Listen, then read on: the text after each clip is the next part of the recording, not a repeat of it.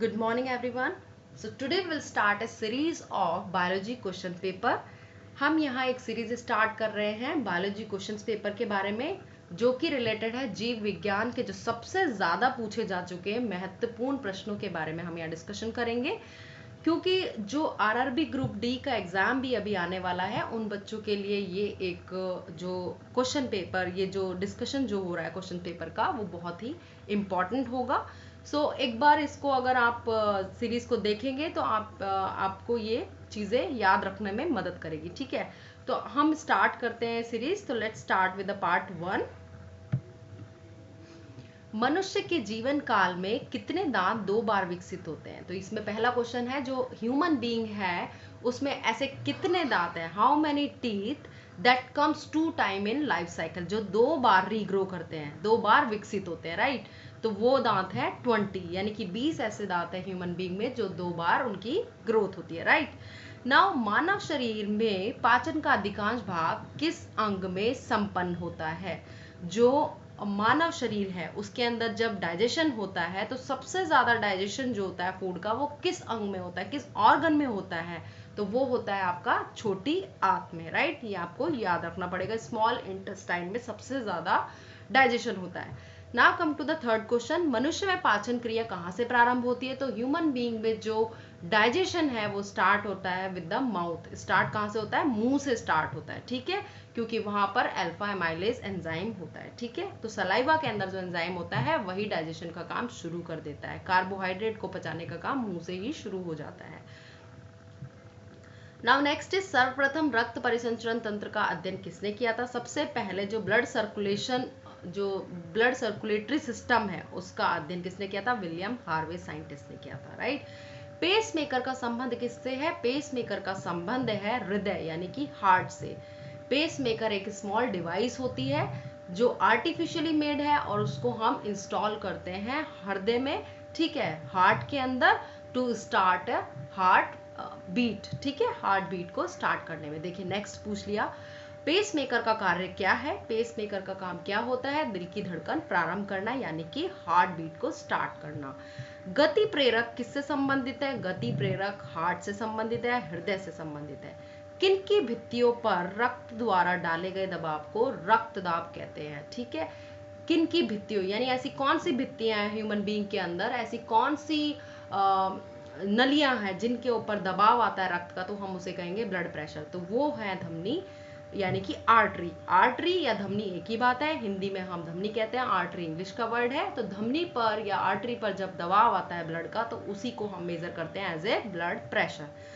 सोते समय रक्त दाब में क्या परिवर्तन होता है? वाइल यू आर स्लीपिंग, जब आप सोते हो तो आपका जो ब्लड प्रेशर है वो इंक्रीज होता है या डिक्रीज होता है? तो आप लिखेंगे घटता है यानी कि डिक्रीज होता है, राइट। मानव रुधिर का पीएच है 7.4, ये आपको याद रखना है। जो ह्यूमन बीइंग है उसका पीएच होता है ब्लड का 7.4, right. Now come to the मानव रक्त प्लाज्मा में प्राय पानी की प्रतिशत मात्रा में कितनी भिन्नता होती है? जो मानव रक्त प्लाज्मा में, मानव यानी कि जो ब्लड है, ब्लड प्लाज्मा, उसमें पानी की प्रतिशत मात्रा पूछ रहे हैं कितनी होती है? तो आप बताएंगे 80 to 90%। रक्त में पाए जाने वाली धातु है लोहा यानी कि आयरन। जो हमारा ब्लड है उसके अंदर आयरन होता है, ये आपने सबने सुना है, आयरन, ठीक है। रक्त का शुद्धिकरण कहाँ होता है? जो हमारा ब्लड है वो कहाँ प्यूरिफाई होता है? सभी जानते हैं, किडनी के अंदर प्यूरिफाई होता है, ठीक है। अधिकतम पोषक तत्व रक्त में कहाँ से अवशेषित किए जाते हैं? छोटी आंत से, राइट। डाइजेशन भी सबसे ज्यादा वहीं होता है और सबसे ज्यादा एब्जॉर्प्शन ऑफ न्यूट्रिशन भी वहीं से होता है, यानी कि छोटी आंत यानी स्मॉल इंटेस्टाइन। लार में कौन सा एंजाइम पाया जाता है? जो आपकी लार है उसके अंदर कौन सा एंजाइम पाया जाता है? अल्फा एमाइलेज या टाइलिन भी इसको कहते हैं, टाइलिन एंजाइम पाया जाता है। पेट में भोजन को पचाने के लिए किसकी खास आवश्यकता होती है? एंजाइम की, ठीक है। पेट में भोजन को पचाने के लिए जब आपका खाना पेट में जाता है तो वहां पर कौन सी ऐसी चीज है जो आपके भोजन को पचाने में हेल्प करती है? तो एंजाइम हो गया, ठीक है, एंजाइम होता है, टाइलिन इज एन एंजाइम, ठीक है। और जैसे आप पेप्सिन बोलोगे तो that is also an enzyme जो कि प्रोटीन का पाचन करता है। लार में किसके पाचन में सहायता होती है? अभी मैंने ऊपर बताया था, कार्बोहाइड्रेट यानी कि स्टार्च हमारा जो होता है फूड में, वो किससे पचता है? वो लार में ही पाचन उसका स्टार्ट हो जाता है। मानव के आमाशय में अम्ल एक्स उत्पन्न होता है जो भोजन के पाचन में सहायता करता है। X is a hydrochloric acid. ठीक है, मानव का आमाशय यानी कि स्टमक के अंदर, आमाशय क्या हो गया? स्टमक हो गया। स्टमक के अंदर कौन सा अम्ल होता है? हाइड्रोक्लोरिक यानी कि HCl अम्ल होता है जो कि भोजन को पचाने में सहायता करता है। नाउ नेक्स्ट इज क्रैब चक्र में किसका संश्लेषण होता है? यानी क्रैब जो साइकिल होती है उसमें क्या बनता है? तो पायरुविक एसिड बनता है उसमें। आपको याद रखना है, क्रैब साइकिल होती है एक, उसके अंदर किसका निर्माण होता है? पायरुविक एसिड का निर्माण होता है। जो पायरुविक एसिड होता है बेसिकली उसका काम क्या होता है? To supplies the energy. हमारी बॉडी में एनर्जी किससे मिलती है? पायरुविक एसिड जब रिलीज करता है एनर्जी, और वो किसकी सहायता से करता है? क्रैब चक्र यानी कि क्रैब साइकिल की सहायता से पायरुविक एसिड बर्न होता है, या कहेंगे कि हम वो एनर्जी सप्लाई करता है through the citric acid cycle और क्रैब साइकिल। ये एक ही बात है। क्रैब साइकिल आता है तो भी आप एक ही बात समझिए, अगर सिट्रिक एसिड साइकिल आता है that also means Krebs cycle. ठीक है, तो दोनों में ही पायरुविक एसिड क्या है? मेन आपका ये पायरुविक एसिड एक अम्ल है जो आगे जाके डाइजेस्ट होके क्या बनाता है? एनर्जी रिलीज करता है। नाउ कम टू द मानव शरीर में खून के शुद्धिकरण की प्रक्रिया को कहते हैं डायलिसिस। ठीक है, मानव शरीर में जब खून का शुद्धिकरण करते हैं, लेकिन आर्टिफिशियली, राइट। खून का शुद्धिकरण वैसे किडनी का काम है। ठीक है, खून को साफ करने का काम किडनी का है, लेकिन अगर किडनीज अगर डैमेज हो जाती हैं या नॉट वर्किंग कंडीशन में है, then it will be purify with the help of dialysis. ठीक है, डायलिसिस प्रोसेस के थ्रू इसको खून को प्योर किया जाता है या शुद्ध किया जाता है, right. Now come to the next question. Pepsin बदल देता है प्रोटीन को पॉलीपेप्टाइड में। जो प्रोटीन्स होते हैं बेसिकली, हम जब खाना खाते हैं तो हमारी डाइट में प्रोटीन भी होता है, कार्बोहाइड्रेट भी होता है और फैट भी होता है। ठीक है, तो जो प्रोटीन का डाइजेशन बेसिकली पेप्सिन के थ्रू होता है। तो प्रोटीन किस में कन्वर्ट हो जाता है? पॉलीपेप्टाइड में, यानी कि प्रोटीन की जो छोटी यूनिट है, प्रोटीन को अगर तोड़ते हैं तो किस में कन्वर्ट हो गया? वो पॉलीपेप्टाइड में। पेप्सिन बदल देता है। Pepsin is an enzyme that helps to digest protein. ठीक है, तो प्रोटीन को पॉलीपेप्टाइड में कौन बदल देता है? पेप्सिन बदल देता है। पाचन क्रिया में प्रोटीन किस पदार्थ में बदल जाते हैं? अमीनो अम्ल में। ठीक है, सबसे पहले प्रोटीन टूटता है पॉलीपेप्टाइड्स में, then polypeptide further digested into और break into the amino acid. ठीक है, तो अमीनो एसिड सबसे छोटी यूनिट हो गई है प्रोटीन की। तो पाचन के बाद यानी कि फुली अगर हम कहें कि प्रोटीन का कंप्लीट पाचन अगर कर रहे हैं तो वो किस में बदल गया है? अमीनो एसिड्स में, यानी कि अमीनो अम्ल में। वह अंग कौन सा है जो मानव शरीर में ग्लाइकोजन के रूप में कार्बोहाइड्रेट को जमा करता है? ऐसा कौन सा अंग है ह्यूमन बॉडी में that stored carbohydrate in the form of glycogen? ठीक है, कार्बोहाइड्रेट जो बेसिकली है वो ग्लाइकोजन की फॉर्म में ह्यूमन बीइंग में जमा होता है। किस में होता है? यकृत में, यानी कि लिवर के अंदर। तो आपको ये याद रखना है, हमारी जो ग्लाइकोजन है यानी कि कार्बोहाइड्रेट है हमारी बॉडी में ग्लाइकोजन की फॉर्म में। एक तो पहला क्वेश्चन यहाँ से एक और निकलता है कि जो कार्बोहाइड्रेट होता है वो किस फॉर्म में जमा होता है ह्यूमन बीइंग में, किस फॉर्म में स्टोर होता है? तो आप बताएं ग्लाइकोजन की फॉर्म में होता है।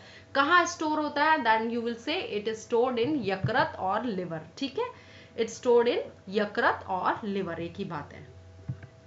नाउ पित्त किसके द्वारा पैदा किया जाता है, यानी कि बाइल किसके द्वारा कहाँ पर सिंथेसाइज होता है? तो लिवर के द्वारा, यानी कि यकृत के द्वारा। जो पित्त बाइल जूस होता है वो कहाँ सिंथेसाइज होता है? यकृत या लिवर में।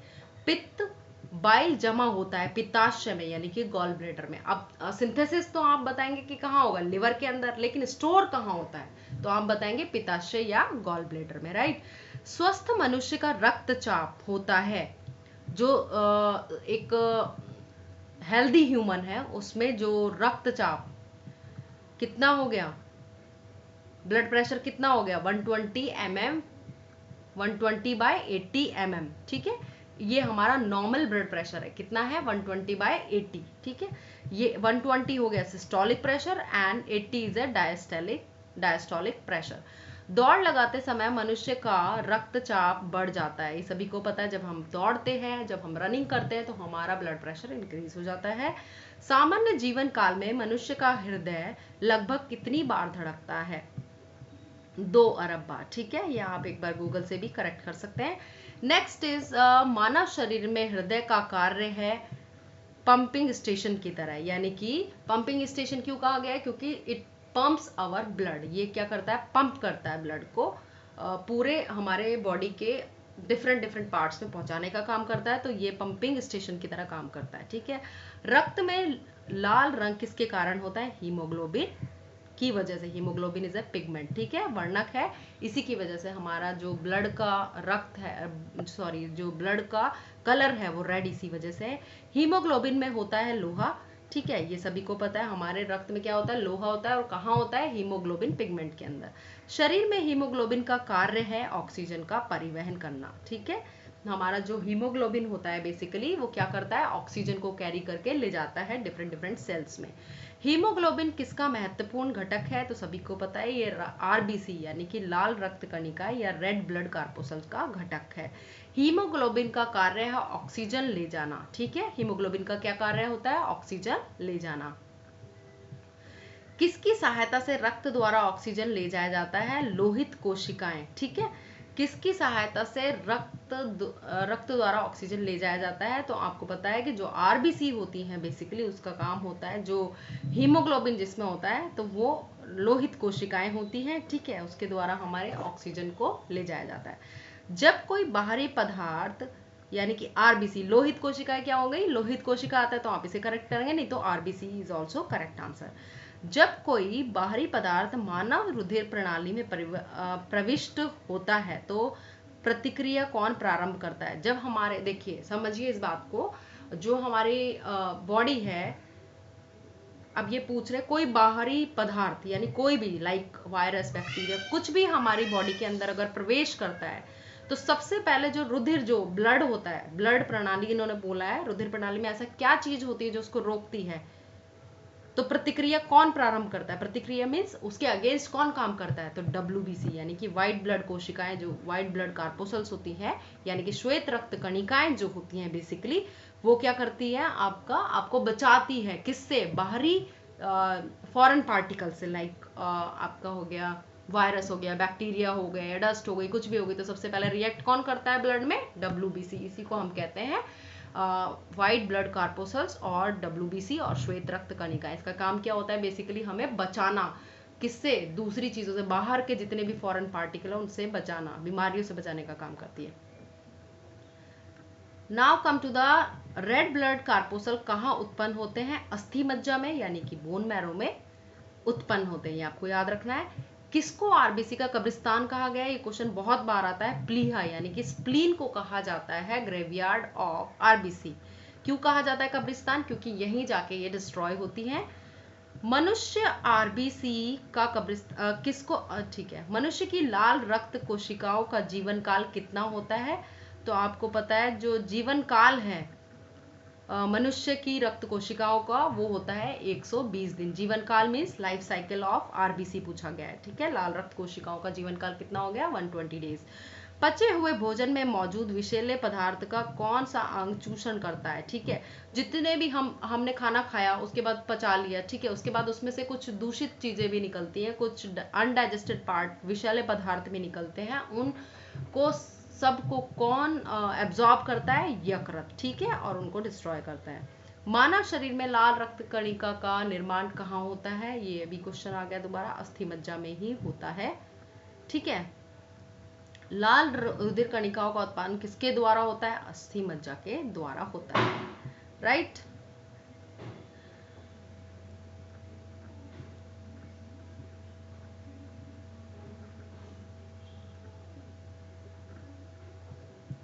कहाँ थे हम? यहाँ उच्च 49 पर मानव शरीर में आरबीसी की संख्या बढ़ेगी। उच्च 49 मतलब जैसे हम ऊपर जाएंगे, ठीक है, पहाड़ों पर जाते हैं हम, तो क्या होता है? जब ये कह रहा है कि जहां पर जैसे ऊपर गए, समुद्र तल से जितनी ऊंचाई ऊपर होगी, ठीक है, जितना हम ऊपर जाएंगे पहाड़ों पर, तो आरबीसी की संख्या क्या हो जाती है, आपकी बढ़ने लगती है, राइट।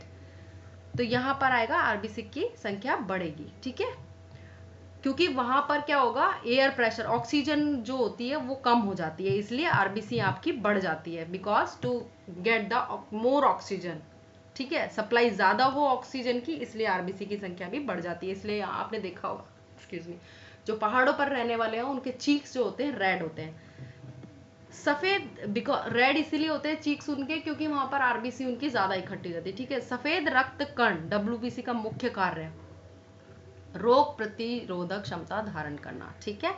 जो डब्ल्यूबीसी होती है बेसिकली उसका काम क्या होता है कि रोग प्रतिरोधक, यानी कि रोग प्रतिरोधक क्षमता का मतलब यही है कि रोग से लड़ने के लिए क्षमता प्रोवाइड करना, या आपको एनर्जी देना। एनर्जी नहीं कहेंगे, बेसिकली हम कहेंगे कि जैसे कोई फॉरेन पार्टिकल आप पे बॉडी पे अटैक करता है तो आप उससे कैसे सेव होते हो, किसी वायरस या बैक्टीरिया अगर कोई अटैक करेगा तो वो सेव कैसे होते हो आप, ठीक है, क्योंकि आप ऐसे एनवायरनमेंट में रहते हो, एयर में बहुत सारे बैक्टीरिया, बहुत सारे वायरसेस है जो डेली आपको अफेक्ट करते हैं, लेकिन आप बचे रहते हो बिकॉज ऑफ दिस डब्ल्यूबीसी की वजह से, ठीक है। तो इसका काम क्या होता है, रोग प्रतिरोधक क्षमता धारण करना, यानी कि आपको रोग से लड़ने की क्षमता प्रोवाइड करना। नेक्स्ट इज मनुष्य में मेरुदंड से कितनी जोड़ी तंत्रिका निकलती हैं? मनुष्य में मेरुदंड से कितनी जोड़ी तंत्रिका निकलती हैं? 31, ठीक है। प्रवर्ती क्रियाओं का नियंत्रण केंद्र कहाँ है? जो प्रतिवर्ती क्रियाओं का नियंत्रण केंद्र कहाँ है? जैसे कि आप कोई क्रिया कर रहे हो और उसके आगे प्रतिवर्ती क्रिया हो रही है आपके ऊपर, ठीक है। जैसे आप सपोज आप क्या कहते हैं, थोड़ा सा जैसे, एक मिनट, अगर सपोज आपको क्या कहते हैं बॉडी के अंदर आप किसी गर्म चीज पे पैर रखते हो और एकदम से आपका पैर ऊपर उठ जाता है, क्यों? प्रतिरोधक क्षमता हो गई ना, प्रतिवर्ती क्रिया हो गई, ठीक है। तो ये किससे होती है? कशेरुका रज्जु में, ठीक है। स्तनधारी किस में यूरिया बनाते हैं? तो स्तनधारी बनाते हैं यूरिया लिवर के अंदर, राइट। जो यूरिया जो बनती है, यानी कि ह्यूमन बीइंग स्तनधारी है, मैमेलियन है, तो वो कहाँ बनती है? यकृत के अंदर। ये याद रखना है आपको कि यूरिया का फॉर्मेशन और सिंथेसिस कहाँ होता है? तो लिवर के अंदर होता है। मानव शरीर में सबसे छोटी अंतःस्रावी ग्रंथि कौन सी है? तो सबसे छोटी जो अंतःस्रावी ग्रंथि है, इसमें पता नहीं अवधु ग्रंथि कुछ लिखा हुआ है, पीनियल ग्लैंड आता है इसका आंसर। अवधु ग्रंथि आप देख लेना, पिनियल ग्लैंड को क्या बोलते हैं? Pineal gland is the smallest endocrine gland of the human body. मूत्र का, या फिर आप इसके बाद पिनियल ग्लैंड अगर ऑप्शन में नहीं हो तो पीयूष जो ग्लैंड होती है, पीयूष ग्रंथि या पिट्यूटरी ग्लैंड, ठीक है, वो आएगा स्मॉलेस्ट में, या तो आएगा पीनियल। अगर pineal is not in the option then you should write the pituitary gland या पीयूष ग्रंथि, राइट। मूत्र का पीला रंग किसकी मौजूदगी के कारण होता है? तो आप बताएंगे यूरोक्रोम वर्णक की वजह से। यूरोक्रोम पिगमेंट जो होता है बेसिकली, उसकी वजह से जो कलर होता है मूत्र का वो कैसा होता है? येलो होता है, राइट। नाउ नेक्स्ट इज गुर्दे का कार्यात्मक यूनिट क्या है? यानी गुर्दा क्या होता है? किडनी बोलते हैं गुर्दे को, ठीक है। किडनी की जो बेसिकली जो फंक्शनल यूनिट है वो क्या है? नेफ्रॉन। नेफ्रॉन छोटी छोटी सी सेल्स होते हैं। नेफ्रॉन कह सकते हैं हम कि कार्यात्मक यूनिट यानी कि फंक्शनल यूनिट है, उसका काम क्या होता है? छानने का काम होता है। तो ब्लड का प्योरिफिकेशन या कह सकते हैं ब्लड का जो छन्ने का काम होता है नेफ्रॉन के द्वारा होता है, और ये कहाँ होती है? किडनी में होती है। किसकी कुंस क्रिया के कारण मानव शरीर में मिक्सीडीमा होता है? जो मिक्सीडीमा होता है बेसिकली, मिक्सो एडेमा बोलते हैं इसे, मिक्सीडेमा नहीं, मिक्स एडेमा। तो जो मिक्सोडेमा है, मिक्सो एडेमा, ठीक है, ये क्या है? एक सीवियर फॉर्म है, एडवांस जो फॉर्म है वो किसकी फॉर्म है? Advance form of hypothyroidism. Hypothyroidism किस में होता है? थायराइड की वजह से होता है। जब थायराइड जो ग्लैंड होती है आपकी बॉडी में, वो that doesn't produce enough thyroid hormone, जब वो बहुत ज़्यादा, मतलब एक मैक्सिमम जो मिनिमम अमाउंट होता है वो प्रोड्यूस ना करके optimal amount of thyroid hormone नहीं प्रोड्यूस करता, तो वो क्या होता है, उस कंडीशंस में आपको ये रोग हो जाता है जिसको हम कहते हैं मिक्सएडेमा। ठीक है,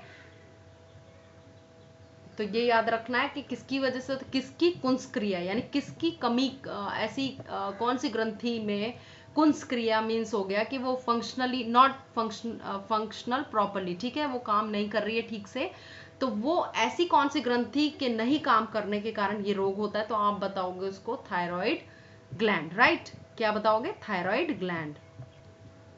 और थायराइड ग्लैंड कहाँ होती है? गले के अंदर होती है। मानव शरीर के भीतर खून किसकी उपस्थिति के कारण नहीं जमता? ये पूछ रहे हैं मानव शरीर में जो खून होता है बेसिकली वो जमता क्यों नहीं है? तो हिपेरिन एक केमिकल होता है जिसकी वजह से क्या हो गया, खून नहीं जमेगा। ठीक है, तो एंटी कोगुलेंट यानी कि जो कोगुलेशन नहीं करता है, यानी कि खून को जमने का काम और खून का रक्त का थक्का नहीं जम देता है। ठीक है, तो वो कौन सा केमिकल हो गया? हिपेरिन। रुधिर के प्लाज्मा में किसके द्वारा एंटीबॉडी निर्मित होती है? यानी कि ब्लड प्लाज्मा में किसके द्वारा एंटीबॉडी निर्मित होती है? अब एंटीबॉडी इसका काम क्या है? टू फाइट अगेंस्ट जो भी फॉरेन पार्टिकल्स हैं उसके अगेंस्ट ये लड़ाई करता है, हमको बचाता है बीमारियों से। तो एंटीबॉडी बेसिकली कहाँ से बनती है? लिम्फोसाइट। ठीक है, किसके द्वारा बनती है? लिम्फोसाइट या WBC, राइट?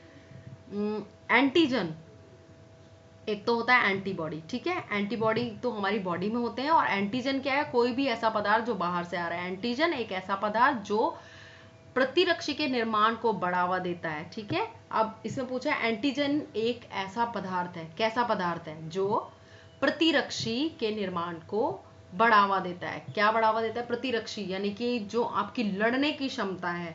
जैसे कि अगर सपोज एंटीजन आपकी बॉडी पे आता है तो ऑब्वियस सी बात है, एक बार आएगा तो आपकी बॉडी उसको रिकॉग्नाइज कर लेती है। रिकॉग्नाइज करके वो क्या बनाती है? एंटीबॉडी बनाती है उसके खिलाफ। ठीक है, उसके खिलाफ एंटीबॉडी बनाएगी, फिर दूसरा एंटीजन आया, फिर एंटीबॉडी बनेगी। तो इस तरीके से क्या हो गया, आपके जो आपको बीमारियों से लड़ने की क्षमता मिलती है। ठीक है, तो एंटीजन एक ऐसा पदार्थ हो गया जो प्रतिरक्षी के निर्माण को बढ़ावा देता है, जो कि रक्षा करने के निर्माण को बढ़ावा देता है। ठीक है, तो आपको एक तरीके से सुरक्षित करता है।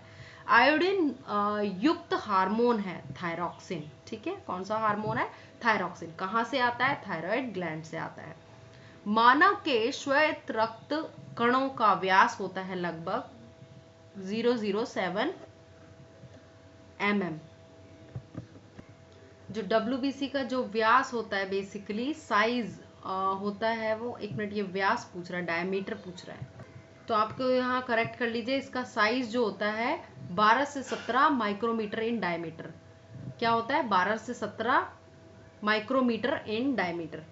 ठीक है, बायोलिसिस या अपोहन का प्रयोग किस क्रिया को पूरा करने के लिए किया जाता है? या बायोलिसिस नहीं है, डायलिसिस है। डायलिसिस का प्रयोग किस क्रिया को पूरा करने के लिए होता है? तो वृक्क, यानी कि जब किडनी में प्रॉब्लम आ जाती है तो हम डायलिसिस करते हैं। ठीक है, ब्लड को प्योरीफाई करते हैं डायलिसिस के थ्रू। ठीक है, संवेदन किसके लिए महत्वपूर्ण है? शरीर के तापमान को नियंत्रित करने के लिए। जो स्वेटिंग होती है बेसिकली वो किस लिए होती है? स्वेदन या पसीना आना या स्वेटिंग है इससे रिलेटेड, वो क्या होती है बेसिकली? जब पसीना आता है तो आपकी जो स्किन होती है, आपकी जो ऊपरी त्वचा है, वो क्या होती है? कूल डाउन होती है, शरीर के तापमान को नियंत्रित करने के लिए बेसिकली होती है। सामान्यतः निषेचन होता है गर्भाशय में। जो निषेचन यानी कि फर्टिलाइजेशन होता है बेसिकली, इसका आंसर तो होगा फैलोपियन ट्यूब, लेकिन अगर फैलोपियन ट्यूब्स नहीं आता है तो आप लिखेंगे यूट्रस में। ठीक है, लेकिन इसका जो बेसिकली जो फर्टिलाइजेशन है, फर्टिलाइजेशन क्या है? एग्स एंड स्पर्म्स जो मीट होते हैं, that they meet in the fallopian tubes only, right? तो उसको हम कहते हैं फर्टिलाइजेशन। एम्ब्रियोसेंटेंसिस एक तरीका है जो बताता है, ये है एमनियोसेंटेंसिस एक तरीका है जो बताता है देखिए ये जो भ्रूण के लिंग को लिखा है ये गलत है।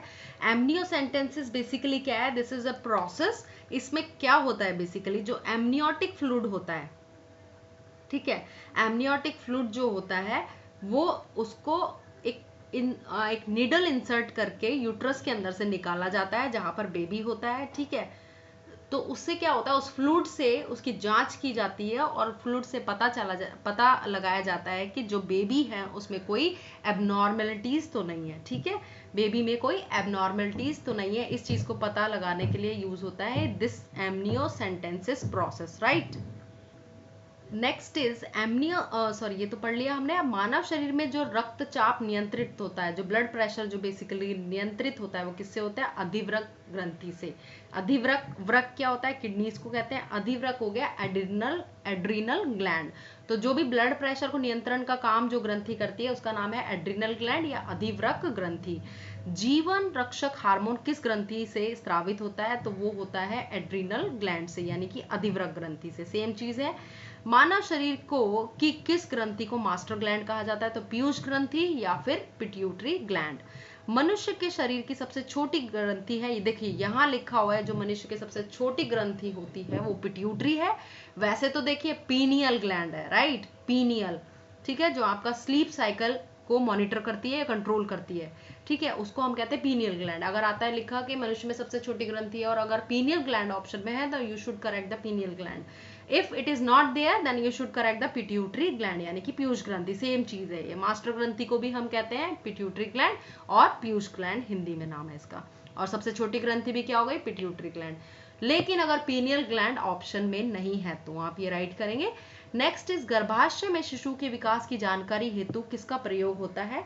तो सबसे पहले देखिए जब भी बेबी होता है पेट में तो उसमें उसको उसके विकास यानी कि उसके formations of eyes and legs and properly वो ग्रोथ हो रही है नहीं हो रही है, वो किसके द्वारा होता है, अल्ट्रासाउंड से, ठीक है। भ्रूण के विकास के लिए किस अंग के द्वारा खाद्य की पूर्ति की जाती है, तो भ्रूण के विकास के लिए किस अंग के द्वारा खाद्य की पूर्ति की जाती है, बीजांडसन। ये देखिए मुझे क्वेश्चन समझ नहीं आया तो आप इसको एक बार गूगल कर लीजिए। स्त्रियों की नसबंदी को कहा जाता है ट्यूबेक्टोमी, और अगर पुरुष की नसबंदी की बात होगी उसको कहेंगे वैसेक्टोमी, राइट। तो स्त्रियों की नसबंदी को कहते हैं ट्यूबेक्टोमी। गाय और भैंस के थनों में दूध उतारने के लिए किस हार्मोन की सुई लगाई जाती है, ऑक्सीटोसिन। सभी को पता है जो गाय और भैंसें होती है उनमें दूध ज्यादा मात्रा में आए तो उसके लिए ऑक्सीटोसिन हार्मोन दिया जाता है। थायराइड ग्रंथि में थायरोक्सिन स्त्रावित करने के लिए उत्तेजित करने वाला अंतःस्रावी हार्मोन है थायराइड स्टिमुलेटिंग हार्मोन, ठीक है। थायराइड ग्रंथि में अगर थायराइड जो ऑक्सिन है, थायरोक्सिन हार्मोन है, उसको उत्तेजित, उसको उसके स्त्राव को बढ़ाने के लिए कौन सा हार्मोन का स्त्रावण होता है, तो वो है TSH यानी कि थायराइड स्टिमुलेटिंग हार्मोन। मायोग्लोबिन में कौन सी धातु होती है, तो तांबा होती है, ठीक है। जैसे हीमोग्लोबिन में कौन सी धातु होती है, आयरन होती है यानी कि लोहा होती है, लेकिन मायोग्लोबिन में क्या होता है, तांबा होता है। एक वयस्क पुरुष के लिए सामान्य हीमोग्लोबिन मात्रा प्रति 100 ml रक्त इज इक्वल टू 5 ग्राम। एक वयस्क पुरुष के लिए सामान्य हीमोग्लोबिन की मात्रा प्रति 100 ml रक्त में कितनी होनी चाहिए, 5 ग्राम। यहाँ पर आप इसे ठीक करिए। मायोग्लोबिन जो है बेसिकली उसके अंदर भी क्या होता है, आयरन होता है। तांबा गलत है, यहाँ पर आएगा मायोग्लोबिन कंटेन आयरन, ठीक है। इसको भी सही कीजिए। एक वयस्क पुरुष के लिए सामान्य हीमोग्लोबिन मात्रा प्रति 100 ml होती है 15 ग्राम। कितनी होती है, 15 ग्राम। मानव शरीर का तापमान होता है, ये 9 डिग्री गलत लिखा हुआ है, 37 डिग्री होता है, ठीक है। कितना होता है, 37 डिग्री। मानव शरीर का तापमान होता है 37 डिग्री। किस शारीरिक प्रक्रम में प्रोथ्रोम्बिन का संबंध है, रक्त जमाव, ठीक है। ऐसा कौन सा प्रोसेस है जिसके अंदर प्रोथ्रोम्बिन बनता है। प्रोथ्रोम्बिन का निर्माण होता है बेसिकली जब रक्त की क्लॉटिंग होती है, ब्लड का रक्त का थक्का जमता है, तब प्रोथ्रोम्बिन का निर्माण होता है, राइट। शरीर में सबसे बड़ी अंतःस्रावी ग्रंथि कौन सी है, सबसे बड़ी जो एंडोक्राइन ग्लैंड है दैट इज थायराइड ग्लैंड, ठीक है। थायराइड अवटु ग्रंथि है थायराइड ग्लैंड। कौन सा हार्मोन लड़ो उड़ो यानी कि फाइट एंड उड़ो means flight, fight and flight hormone कौन सा कहलाता है, तो एड्रीनलिन, ठीक है। इस कंडीशन में जब लड़ाई होती है या बहुत ज़्यादा गुस्सा आता है, एंगर, उस टाइम पे कौन सा हार्मोन, जो एड्रिनल ग्लैंड है वो ज़्यादा एड्रिनल हार्मोन स्त्रावित होने लगता है, right. Insulin is a type of, insulin है एक प्रकार का हार्मोन है, ठीक है। इंसुलिन एक प्रकार का हार्मोन है। कौन सा पदार्थ मानव शरीर में सबसे अधिक कठोर होता है? दंतवल्क। अब देखिए कौन सा पदार्थ मानव शरीर में सबसे कठोर होता है, वो होता है आपका इनेमल, जिसको बोलते हैं। अब ये दंत जो भी लिखा है इसमें दंतवल्क, ये आप इसको काट दीजिए और यहाँ लिखिए इनेमल। इनेमल किसमें होता है? आपके दांतों के ऊपर की जो कवरिंग होती है उसी को कहते हैं हम इनेमल, वो सबसे ज्यादा कठोर होता है। किस कोशिका से इंसुलिन स्त्रावित होता है? ऐसी कौन सी कोशिका है जिससे इंसुलिन का स्त्रावन होता है? तो इंसुलिन का स्त्रावन होता है बीटा कोशिका। बीटा जो कोशिकाएं होती है किसमें होती है? पैनक्रियाज में होती है, वहां से इंसुलिन का स्त्रावन होता है। इंसुलिन उत्पादित होता है पैनक्रियाज द्वारा, ठीक है। पैनक्रियाज से क्या होता है? इंसुलिन का उत्पादन होता है। ऑक्सीजन की उपस्थिति में सुक्रोज का CO2 एवं जल से ऊर्जा निर्मुक्त होने के साथ पूर्ण रूपांतरण होने, ऑक्सीजन की उपस्थिति में सुक्रोज का CO2 एवं जल से ऊर्जा निर्मुक्त होने के साथ पूर्ण रूपांतरण होने को कहा जाता है वायु श्वसन, ठीक है। जब भी ऑक्सीजन की उपस्थिति में सुक्रोज या ग्लूकोज, ठीक है, ग्लूकोज या सुक्रोज कार्बोहाइड्रेट है, ठीक है, उनका किस में मुक्त होना? CO2 प्लस, या तो CO2 बनेगा और क्या बनेगा? या वाटर बनेगा, ठीक है।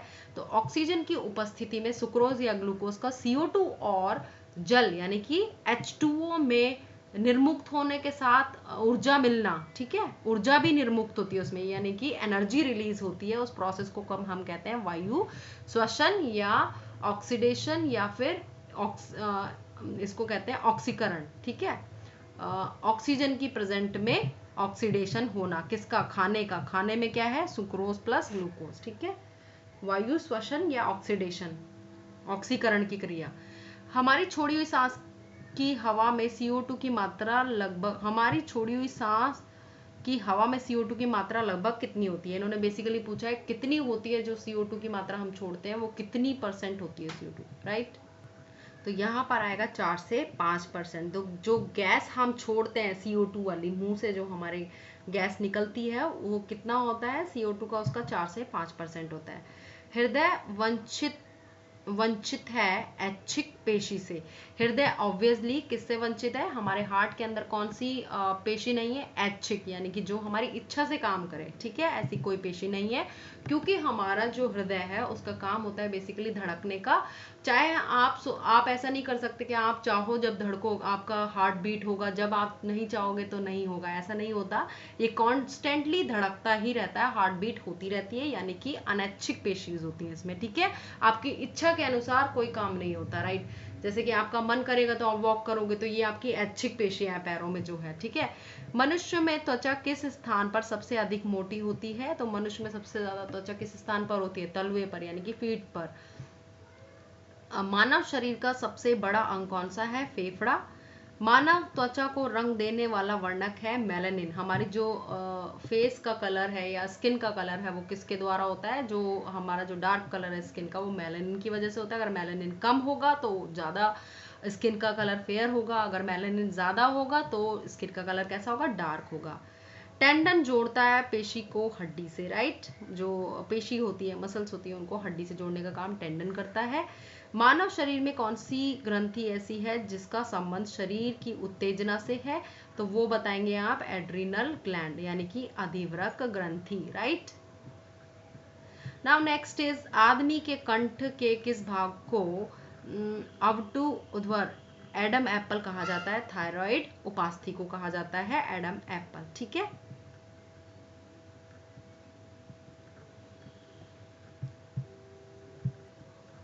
बेसिकली एडम एप्पल क्या होता है कि जो लैरिंग्स होता है, जो आपका कंठ होता है, उसको हम कहते हैं, ठीक है। लैरिंग्स को कहेंगे हम या कंठ को कहेंगे हम एडम एप्पल, ठीक है। मानव का मस्तिष्क लगभग कितने ग्राम का होता है? 1350 ग्राम का होता है, ये आप सबको याद है, ठीक है। नाउ नेक्स्ट इज, अच्छा आप इसको सही कर लीजिए, जो ये मानव शरीर का सबसे बड़ा अंग कौन सा है? तो आप बताएंगे फेफड़ा नहीं है या स्किन आएगा, ठीक है। त्वचा क्या है? बेसिकली मानव शरीर का सबसे बड़ा अंग है, राइट। ना मानव शरीर में सबसे लंबी अस्थि है उर्व अस्थि, या जिसको फीमर कहते हैं, हिंदी में मुझे नहीं पता, बट फीमर जो जांग की हड्डी होती है वो सबसे बड़ी क्या है, femur is the largest bone in the human body, ठीक है। नाउ मुख्यतः इसकी उपस्थिति के कारण मानव शरीर उच्च वायुमंडलीय दाब के अंतर्गत भी बिना कुचला रहता है। ये मुझे क्वेश्चन समझ नहीं आया, तो ठीक है। मुख्यतः इसकी उपस्थिति के कारण मानव शरीर, ये हम छोड़ते हैं। आंख में रेटिना,